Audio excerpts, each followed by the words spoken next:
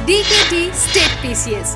अगर आप केवल स्टेट पीसीएस के वीडियो देखना चाहते हैं तो सब्सक्राइब करिए DKT स्टेट पीसीएस। यहाँ आपको राज्यों की लोक सेवा आयोग से जुड़ी परीक्षाओं के टॉपर्स के वीडियो अरेंज फॉर्मेट में मिल जाएंगे और लिंक डिस्क्रिप्शन बॉक्स में भी मिल जाएगा। नमस्कार मित्रों, मेरा नाम संदीप कुमार तिवारी है। मैं मनकापुर ज़िला गोंडा का रहने वाला हूँ और मैं 2022 की में आयोजित होने वाली उत्तर प्रदेश लोक सेवा आयोग की परीक्षा में मेरा 10वां रैंक है। डिप्टी कलेक्टर के पद पर मेरा चयन हुआ है। इससे पूर्व 2021 के परीक्षा में assistant commissioner and assistant sub registrar cooperative के पद पर चयन हुआ था और ये मेरा 5वां इंटरव्यू था और माध्यम मेरा हिंदी रहा है। सब्जेक्ट की जहाँ तक बात है, दर्शन शास्त्र विषय रहा है। दर्शन शास्त्र सब्जेक्ट के साथ हिंदी माध्यम के साथ मैंने परीक्षा उत्तीर्ण की है। अब मैं आप लोगों के साथ कुछ साझा करना चाहूँगा इस परीक्षा को उत्तीर्ण करने की, इसको क्रैक करने की रणनीति के बारे में थोड़ा बहुत हम लोग इस पर चर्चा करने जा रहे हैं। जहाँ तक इस परीक्षा को उत्तर प्रदेश लोक सेवा की परीक्षा को पास करने की रणनीति का विषय है, मेरी जो रणनीति रही है वो कंपोजिट रही है। होलिस्टिक मैनर में मैंने पीटी, मेंस और इंटरव्यू को के दृष्टिगत तीनों को साथ में रखते हुए तैयारी करने का प्रयास किया हूँ। और इसमें होता क्या है कि जो अगर उत्तर प्रदेश लोक सेवा की बात की जाए तो उसमें पीटी के स्तर पर फैक्चुअली जो क्वेश्चंस की प्रकृति जो रहती है वो ज़्यादा मतलब ऐसे प्रश्न पूछे जाने की संभावनाएं ज़्यादा रहती हैं और पूछा भी जाता है।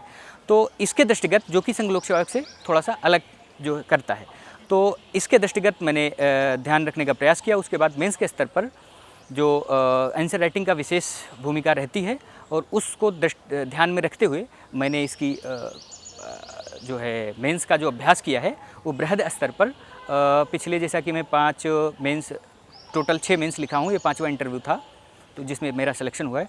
तो मेंस के आंसर राइटिंग के विषय में मैं कुछ बताना चाहूँगा। इसमें मेंस के आंसर राइटिंग पहले ही दिन से इसकी शुरुआत कर दी जानी चाहिए। जो मेरा जो चयन लेट होने का कारण जो रहा है, इसमें मुख्य रूप से अगर बात की जाए तो ये आंसर राइटिंग में पूरी तरीके से उत्कृष्ट और निपुणता ना हो पाने के कारण से, और दूसरी बात हिंदी माध्यम में अगर इसमें अच्छे तरीके से, उत्कृष्ट तरीके से अगर लेखन शैली आपकी नहीं रहेगी और इसमें विविधता, नवाचार नहीं रहेगा अगर लेखन में, तो अंक आने की संभावनाएं कम रहती हैं। दूसरी बात यह है कि इंग्लिश माध्यम के जो छात्र रहते हैं वो हमेशा उनको थोड़ी सी बढ़त मिल जाती है इस मामले में, क्योंकि लेखन का जो उनका स्तर रहता है वो लेखन के स्तर में वो काफ़ी उनमें विविधता रहती है, उसमें नवाचारी प्रकृति को लिए हुए रहती है, रचनात्मकता भी रहती है। तो हमें ख़ास तौर पर मेंस के स्तर पर बहुत ही सतर्क और सावधान होकर के इसका अभ्यास करने की आवश्यकता है, जिससे कि उत्कृष्ट और अच्छे अंक प्राप्त कर सकें और हम एक प्रतियोगात्मक क्षेत्र में ना उनके साथ compete करके और हम आगे अच्छी रैंक को जो है हासिल कर सकते हैं। इसमें क्या है, हम आंसर राइटिंग में क्या करें, हम उसमें रचनात्मकता लाएं, उसमें विविधता लाएं, चाहे वो भूमिका में और उसकी बॉडी हो, कंक्लूजन हो।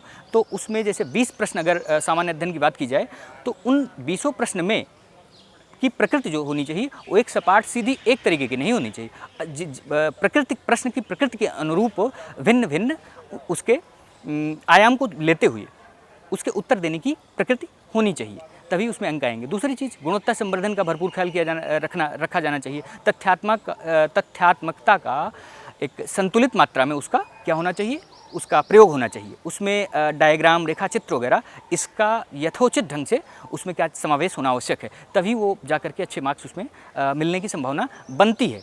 दूसरी चीज़, भाषा के स्तर पर भी हिंदी माध्यम के छात्रों को मैं इस परेशानी से ख़ास तौर पर से गुजरा हूँ, तो आपसे आग्रह करना चाहूँगा कि ज़्यादातर जो मार्क्स या फिर कम आने के जो जीएस में हो या फिर आप चाहे ह्यूमैनिटीज़ के सब्जेक्ट हो, मानविकी के सब्जेक्ट, इसमें जो कम आने की जो संभावनाएं रहती हैं वो ये हैं कि इसमें एकेडमिक लेवल की जो हिंदी होती है वो नहीं रहती है। काम चलाऊ हिंदी का प्रयोग हम लेखन में मेंस के पेपर में करते हैं, जिससे समस्या आती है। तो हमारा स्तर लेखन का कैसा होना चाहिए, एकेडमिक होना चाहिए। उसका शब्द जो हो उस शब्दों का चयन सटीक ढंग से हो, वाक्य विन्यास सही हो, वाक्य रचना सही हो, इस पर खास ध्यान देना चाहिए। कोई ज़्यादा टफ वर्ड्स, टफ शब्दों का प्रयोग नहीं होना चाहिए, सरल हो लेकिन वाक्य विन्यास सटीक हो।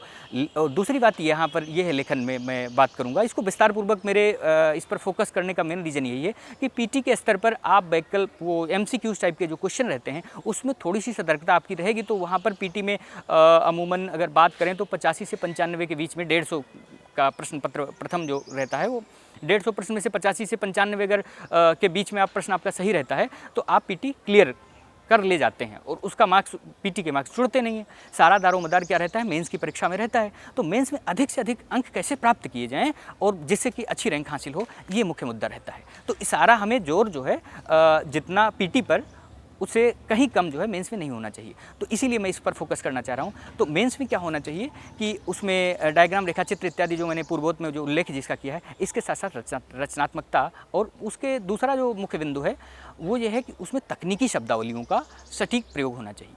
तकनीकी शब्दावली जैसे अर्थशास्त्र का विषय अगर है तो उसमें अर्थशास्त्र की जो शब्दावलियाँ हैं उसको यथोचित ढंग से रखना चाहिए।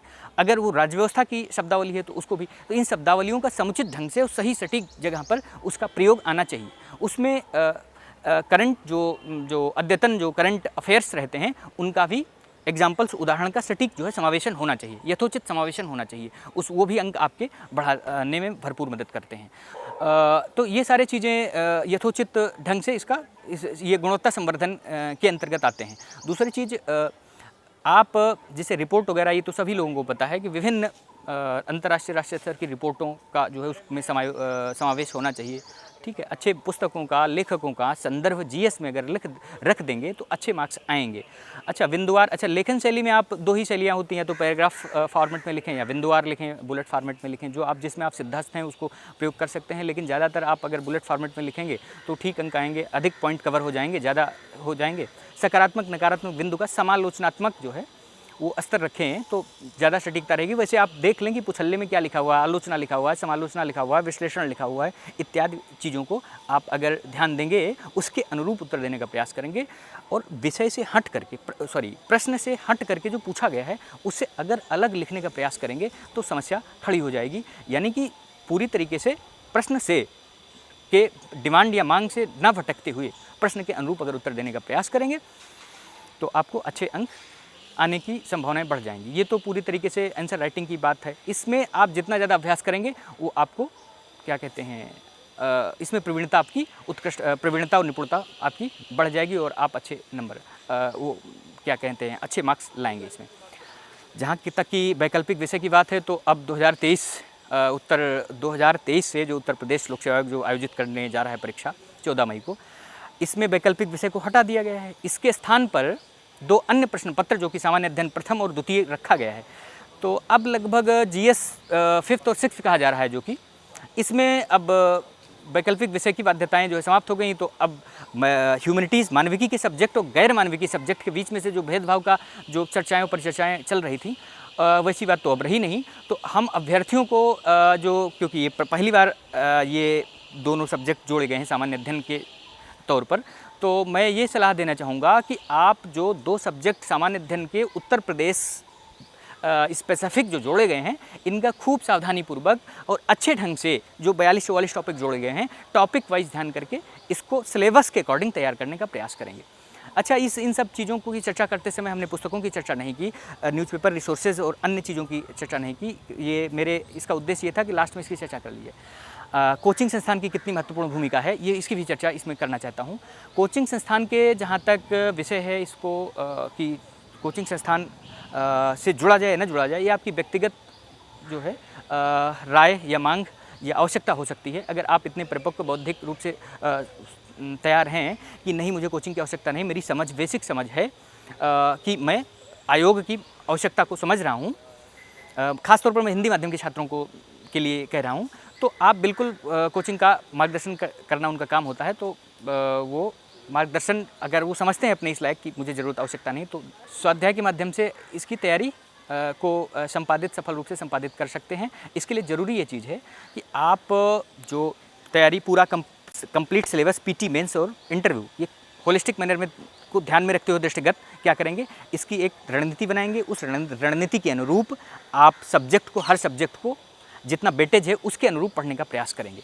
नोट्स जहाँ तक बनाने की बात है, अपने जो सब्जेक्ट हैं उन सब्जेक्टों को, सब्जेक्ट से कोचिंग के कुछ नोट्स आप उपलब्ध हो जाए, उन सब की सहायता लेते हुए, और जब आपकी विषय पर अच्छी पकड़ बन जाए तो विषय पर अच्छी पकड़ और चीज़ों की समझ होने के बाद तब अपना स्वयं का नोट्स बना लें, जो कि मेंस के परीक्षा के दौरान जब अंतिम रूप से जब आप मेंस लिखने जाएंगे तो वहाँ क्विक रिवीजन की आवश्यकता होगी, तो वो रिवाइज करने में आपको हेल्प करेगा। इस तरीके से आप नोट्स बना करके इस की तैयारी को मतलब इसको आप आगे बढ़ा सकते हैं। तीसरी चीज़ जहाँ तक बात यह है, मेंस के इस क्रम में, पीटी मेंस इंटरव्यू के क्रम में पुस्तकें कौन सी होनी चाहिए। पुस्तक जहाँ तक की बात है पुस्तकों की, तो आप NCERT की बेसिक चीज़ों को, फंडामेंटल जो है वो मूलभूत बेसिक जानकारी, वहाँ से आप पहले उसको शुरुआत, अगर बिगनर्स हैं तो मैं ये सलाह देना चाहूँगा कि NCERT की पुस्तकों को आप वहीं से शुरुआत करें, ज़्यादा जो है अच्छा रहेगा। उसके बाद में जब NCERT की सारी चीज़ें आपको पकड़ अच्छी मजबूत हो जाए, आपकी सामान्य समझ बन जाए, अवधारणा लगभग पुष्ट होने लगे, उस स्थिति में आप क्या करें कि आप किसी एक NCERT से इतर क्या करें, कोई एक या दो जो भी हो, एक पुस्तक को पकड़ लें जो सामान्य अध्ययन का है, उसके माध्यम से, क्योंकि एक सहायक पुस्तक के रूप में वो आपको मेंस में अच्छा काम करेगा, मेंस में आपके जो गुणवत्ता संवर्धन में काफ़ी हेल्प करेगा, तो उसका चयन कर लें। वैकल्पिक विषय रह नहीं गया है तो उसमें इसकी समस्या के विषय में बात करने की कोई आवश्यकता है नहीं। तीसरा, इंटरव्यू के बारे में अगर हम बात करें तो इंटरव्यू के विषय में हम ये बताना चाहेंगे कि आप शुरुआत, अगर बिगनर्स हैं, ख़ास तौर पर प्रारंभिक स्तर पर हैं तैयारी के, तो आप चैतन्य उसी समय हो जाएं। पीटी, प्री, मेंस और इंटरव्यू तीनों के साथ तैयारी करते हुए आप न्यूज़पेपर, करंट अफेयर्स पढ़ रहे हैं या किसी विषय को पढ़ रहे हैं, तो उस विषय को पढ़ते समय आप क्रिस्टल क्लियर, आप एक मजबूत अवधारणा बनाने का कष्ट करें, का प्रयास करें, अपनी विशिष्ट और अलग जो है ओपिनियन बनाने का प्रयास करें, अपनी स्वतंत्र राय किसी सब्जेक्ट पर, किसी विषय पर रखने का प्रयास करें। तो ये ओपिनियन जो बनाने का जो आपका जो है दृष्टिकोण और ओपिनियन उत्कृष्ट ओपिनियन, तो वो ज़्यादा मायने रखता है। तो हमें ये अधिक से अधिक कोशिश ये करनी चाहिए स्वतंत्र और ओपिनियन डेवलप करने का। इससे क्या होगा कि आप कोई नया टॉपिक आएगा तो उस पर सोचने की क्षमता का विकास होगा, आप जवाब सही ढंग से दे पाएंगे। रटने से नहीं होता है, 10 या 15 दिन की तैयारी इंटरव्यू के लिए नहीं, सामान्य तौर पर इतनी पर्याप्त नहीं मानी जाती है। लास्ट में जो समय हमें मिलता है 15 से 20 मिनट का, उसमें क्या करेंगे, हम सिर्फ अपने डैफ को, अपने व्यक्तिगत जानकारी, तत्कालीन जो है करंट अफेयर से है, ये सब सारी चीज़ों की में इसमें क्या नाम है, इसमें आपका इनरिचमेंट होता है, बढ़ोतरी होती है। बाकी आपके व्यक्तित्व का जो वास्तविक प्रस्तुतिकरण होता है वो शुरू से ही होता है, लेकिन जब आप जहाँ से तैयारी शुरू करते हैं वहाँ से और इसमें वृद्धि होना शुरू हो जाती है। तो ये कंप्लीट इंटरव्यू की बातें हो गई। दूसरी चीज़, न्यूज़पेपर वगैरह, तो हिंदी माध्यम में अब न्यूज़पेपर की बात की जाए तो दैनिक जागरण राष्ट्रीय संस्करण आप पढ़ें, वो यथोचित रहेगा। और दूसरा, अगर चाहें तो पेपर, अगर उसको काउंटर बैलेंस करने के लिए तो 1-2 न्यूज़पेपर और ले सकते हैं। दैनिक जागरण राष्ट्रीय संस्करण अच्छा माना जाता है, तो उसको आप पढ़ें। मैगजीन्स, कोई भी एक मैगजीन हो उसको आप सेलेक्ट कर लीजिए और उसी को रिलीजियसली फॉलो कीजिए। बार बार 10 मैगजीन पढ़ने की कोई ज़रूरत नहीं, एक ही मैगजीन करंट अफेयर्स को, उसको, हाँ, एक मैं निवेदन करना चाहूँगा कि करंट अफेयर्स पर दृष्टि और नज़र बनाए रखें। वो मेंस में पूरा सहयोग करता है, पीटी में तो सहयोग करता ही, मेंस में भी सहयोग करेगा, गुणवत्ता संवर्धन में सहयोग करेगा, वो आपकी ओपिनियन और थॉट्स को की क्लैरिटी में भी, वो इनरिचमेंट में, वो इन्हेंसमेंट में वो पूरी तरीके से मदद करेगा आपकी। इंटरव्यू में भी आप अपने पक्ष को, तर्क को जब रखेंगे तो उसमें बैक सपोर्ट के रूप में कार्य करेगा। तो इसकी ज़रूरत जो है करंट अफेयर्स की रहती है। अब बात हम यहाँ करने जा रहे हैं इस चर्चा के दौरान, क्योंकि मुझे एक लंबा समय लगा है, 6-7 साल हम मुखर्जी नगर में रहा हूँ, तो काफ़ी लंबा समय रहा है, मेरी जर्नी बहुत ही कष्टदायी रही है। तो मैं इस विषय में आपसे ये बात करना चाहूँगा कि इस तैयारी करते समय कभी कभी क्या होता है कि हम लोग डीमोटिवेट होते हैं और निराशा की संभावना यहाँ रहती है। मतलब निराशा भी हमारे जीवन में आती है, जो कि एक मानव होने के नाते हमारे एक इससे कहीं अछूते नहीं हैं। तो हम अभ्यर्थियों को यही सलाह देना चाहेंगे कि इस तैयारी के दौरान हमेशा चैतन्य रहें, ऊर्जान्वित रहें, और जहाँ तक हो सके तैयारी के दौरान अपना योग, प्राणायाम अध्ययन के से इतर इसमें जो है अपने जीवन शैली में समावेश करने का प्रयास करें, क्या होगा, आप में स्फूर्ति, चैतन्यता और अनुशासन, बौद्धिक जो है आपकी जो लेवल होगा वो इसमें बढ़ोतरी होगी, ऊर्जावान रहेंगे। तो इसलिए मैं निवेदन करना चाहूँगा योगा प्राणायाम को अपनी जीवन शैली में शामिल करें। हमेशा आत्मविश्वास से परिपूर्ण रहें, आत्मविश्वास को डगमगाने न दें। इसी तो आपका डिस्ट्रैक्शन इधर उधर नहीं होगा, विपथ गमन नहीं होगा। अब इसके लिए करना क्या है, आप सेल्फ मोटिवेट रहें, आत्मविश्वास से परिपूर्ण रहें। आत्मविश्वास बहुत आवश्यक अंग है हमारे इस तैयारी के दौरान, क्योंकि जहाँ आत्मविश्वास डूबा, डीरेल होने की, ट्रैक से लौटने की संभावनाएं बढ़ जाती हैं और फिर वहीं से हमारे निराशा का जो है हमारे ऊपर निराशा जो है नामक चीज़ हावी होने लगती है और पूरी तरीके से हमें अपने कब्जे में ले लेती है। तो इस चीज़ को अगर हमें अपने ऊपर हावी नहीं होने देना है, क्योंकि ये जर्नी बहुत लंबी होती है, सब दुर्भाग्य से किसी का ना हो, पहले दूसरे अटेम्प्ट में हो जाना चाहिए, सब बहुत सारे बच्चे करते हैं, लेकिन अगर कहीं लंबा समय लगा तो नहीं लगना चाहिए, लेकिन अगर लग भी जाए तो इसके लिए आत्मविश्वास को मजबूत रखना चाहिए। धैर्य, पेशेंस बहुत आवश्यक है। धैर्य तभी आएगा जब आत्मविश्वास रहेगा, आपका लक्ष्य में क्लियरिटी रहेगी, थॉट क्लियरिटी रहेगी, आपका लक्ष्य मजबूत रहेगा। तो ये अपने लक्ष्य के प्रति पूरी तरीके से स्पष्ट रहें कि हमें क्या करना है, क्या नहीं करना है। जहाँ तक प्लान बी का बात है, तो प्लान बी अगर आप रखते हैं बहुत अच्छा रहता है, क्योंकि कभी कभी यहाँ इसमें सफल ना हो सकें तो उसके लिए दूसरा विकल्प रखना आवश्यक है। अगर इतने बड़े आप वो हैं रिस्क नहीं लेना चाहते हैं तो ज़रूरी है। तो आत्मविश्वास, धैर्य तो है ही है आवश्यक, और सेल्फ मोटिवेशन तीसरी चीज़ है। आप अपना मोटिवेशन स्वयं करें। किसी भी अगर मोटिवेशनल स्पीकर्स जो हैं वो ज़्यादा देर तक क्या करते हैं, आपके अंदर मोटिवेशन को नहीं सस्टेन कर सकते हैं। आप स्वयं जब तक मोटिवेट नहीं होंगे तब तक कौन दूसरा मोटिवेट करता है। एक मैं यहाँ हितोपदेश की पंक्ति को दोहराना यहाँ अपने प्रस्तुत करना चाहूँगा। कहा गया है कि उद्यमेन ही सिद्ध्यन्ति ना कार्याणि मनोरथे ना ही सुप्तस्य सिंहस्य प्रविशन्ति मुखे मृगा। यहाँ पर पुरुषार्थ की बात की गई है, उद्यम की बात की गई है। उद्यम का मतलब हो गया कि आप किसी भी लक्ष्य, जैसे यूपीएससी संघ लोक सेवा आयोग या राज्य स्तरीय लोक सेवा की परीक्षा हम लोग हैं, हमारा लक्ष्य है, बहुत दृढ़ संकल्प की मांग करने वाला ये संकल्प है। तो इसमें हमें उद्यम करने की कठोर आवश्यकता है। और उद्यम का मतलब ये हो गया कि हम उससे विचलित ना हो, विपथ गमन ना हो। इस उद्यम में सारी चीज़ों का समावेश है। इसमें धैर्य, इसमें आपके साहस, इसमें आपके लगन, इसमें आत्मविश्वास, इसमें आपकी स्थिरता, इसमें आपकी कंटिन्यूटी, इसमें आपका जो निरंतरता है, ये सारी चीज़ों का एग्जैक्ट समावेश कॉम्बो पैक है। प्याज के छिलके की तरीके से सब जुटे हुए चीज़, उसी को उद्यम बोलते हैं। तो इन सब चीज़ों को आप आप इसका समावेश करें। जब भी डिमोटिवेट हो, मोटिवेशन आया आपके मन में, तो आप अपने परिवार का, घर का, माता पिताजी का देखिए कितना मेहनत करके वो कितनी आशाएं रहती हैं। जैसे हमारी ग्रामीण पृष्ठभूमि है, मैं ग्रामीण पृष्ठभूमि से आता हूँ। पिताजी खेत में काम करते हैं, तो खेती बाड़ी का कार्य करते हैं। तो खेती बाड़ी करते हुए मुझे याद आता था कि बताइए कितना वो मेहनत से कार्य करते हैं और इतना पैसा देकर, मतलब हम लोग बैक सपोर्ट करते हैं। और पढ़ने का मेरा काम है, तो उसमें तो ईमानदारी कम से कम बरती जाए। तो ये जब भाव मन में रहेगा, ये स्वतः जागृत होगा, स्वतः स्फुट होगा, तो इस चीज़ के विषय में स्वतः ध्यान देने की ज़रूरत है। ये तभी हो पाएगा। और दूसरी चीज़, इसमें सोशल मीडिया का जहाँ तक बात, यहाँ तमाम प्रश्न उठते रहते हैं, ये मैं आपको स्पष्ट करना चाहूँगा। थोड़ा सा रुचिकर विषय नहीं है, लेकिन मैं इसमें कहना चाहूँगा कि सोशल मीडिया आपको डिस्ट्रैक्ट ही करती है। अगर मोबाइल आपके पास में रहेगा तो आप व्हाट्सएप का स्टेटस ज़रूर देखना चाहेंगे, और स्टेटस के विभिन्न आयाम, विभिन्न रूप रहेंगे, और विभिन्न मनोभावनाएँ और मनोदशाएँ सब लोगों की अलग अलग रहेंगी। तो उसका मन क्या करेगा, आपका उधर ज़रूर क्या होगा। न्यूटन का लॉ कहता है कि आपके जो फोर्स होता है, फोर्स का डाइवर्जन होगा, एनर्जी का डाइवर्जन होगा। तो इस एनर्जी को डाइवर्ट नहीं करने के लिए मैं अनुरोध करूंगा कि सोशल मीडिया चाहे फेसबुक वगैरह हो, इससे जितना दूर रहा जाए उतना ही ठीक है।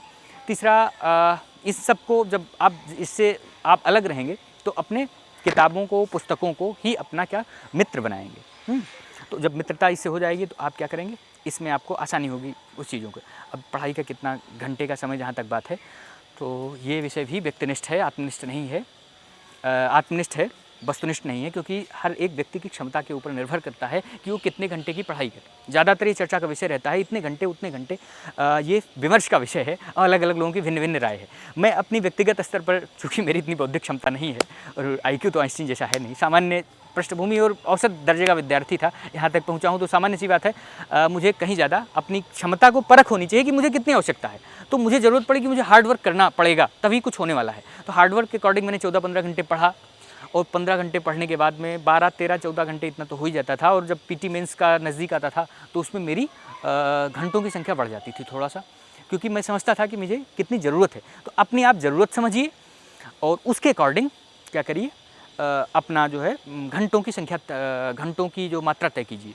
हाँ, ये है, इसमें निरंतरता में से कोई समझौता नहीं होना चाहिए, ठीक है। आप निरंतरता रखिए, ऐसा नहीं कि हफ्ते में 3 दिन 4 दिन का जो है आप पढ़ रहे हैं, फिर बीच में क्या हुआ, आप उससे क्या हो गए, डिस्ट्रैक्ट हो गए कहीं से, आपने फिर उसको पटरी पर अपने पढ़ाई को दोबारा लाने के लिए, फिर से आपको वहाँ तक पहुँचने के लिए आप एक्स्ट्रा एनर्जी और एफर्ट करना पड़ेगा। तो आपको दूना तिगुना जो है मेहनत करनी पड़ेगी, और जब सारी चीज़ों से कनेक्टिविटी आप बनी रहेगी, निरंतरता बनी रहेगी, तो आप में क्या होगा, आपके आर्गूमेंटेटिव जो है, जो क्या होगी, पावर होगी, वो फ्लो में रहेगी। तो उसमें आपकी दक्षता पर जो है, आपकी दक्षता और बढ़ जाएगी, इन्हेंस हो जाएगी। तो ये सारी चीज़ें जो है मैं आपके सामने हमने रखी, और इन सब चीज़ों को आप ध्यान में रखेंगे तो हिंदी माध्यम में अच्छे मार्क्स आते हैं। ये ज़रूर चर्चा का विषय रहता है कि हिंदी माध्यम के कम लोग सेलेक्ट होते हैं, उनकी संख्या कम होती है। उत्तर प्रदेश लोक सेवा आयोग स्टेट पीसीएस की जहाँ तक बात है, इसमें ठीक संख्या में जो है सेलेक्ट हो रहे हैं और होते हैं। हमें निराश नहीं होना चाहिए, किसी माध्यम की बाध्यता नहीं होती, माध्यम आपको बाध्यकारी नहीं करेगा। हाँ, हम अपनी बौद्धिक क्षमता को उस लेवल तक ले जाएं और हम तैयारी का जो एक स्तरीय स्तर है ना, उस स्तर तक पहुंचने का प्रयास करें। संघ लोक सेवा आयोग के समकक्ष जो है, जो उसकी मांग है, जो उसका स्तर है, जहाँ तक उसको आपकी जो उसकी आवश्यकता है, उस आवश्यकता तक हम अपने आप को पहुँचाएँगे। तो माध्यम की कोई बाध्यता नहीं, मुझे अब तक जो समझ में आई यही है। आप लोग खूब मेहनत करें और इस तरीके से आप आगे बढ़ें। आपके उज्जवल भविष्य की शुभकामना करता हुआ संदीप, नमस्कार।